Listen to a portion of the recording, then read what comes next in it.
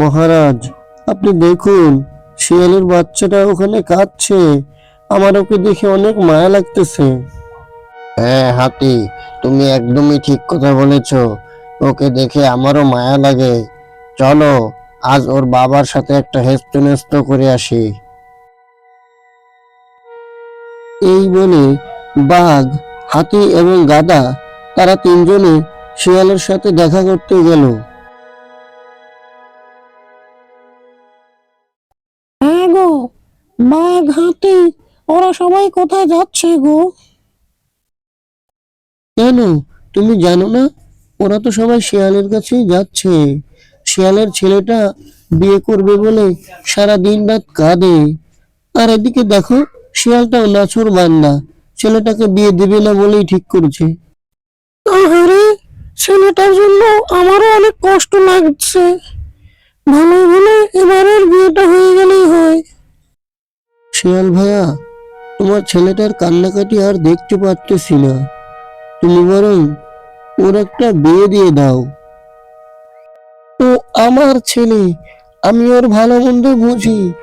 তোমাদেরকে আমাকে অত উপদেশ দিতে হবে না।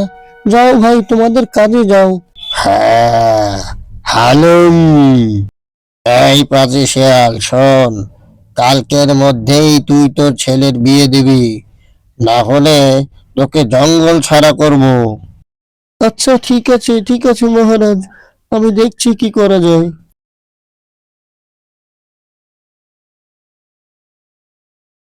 না, যা হবার হোক, কালকে এই ছেলেটাকে একটা বিয়ে করিয়ে দেব।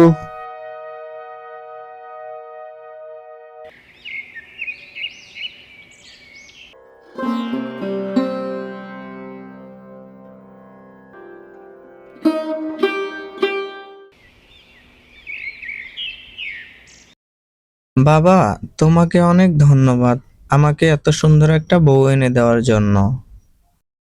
হ্যাঁ, হয়েছে হয়েছে, আর ধন্যবাদ দিতে হবে না। তোরা থাক, আমি গেলাম।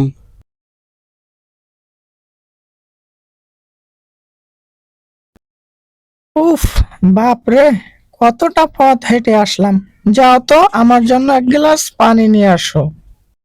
ঠিক আছে বউ, তুমি দাঁড়াও, আমি এক্ষুনি তোমার জন্য পানি নিয়ে আসতেছি।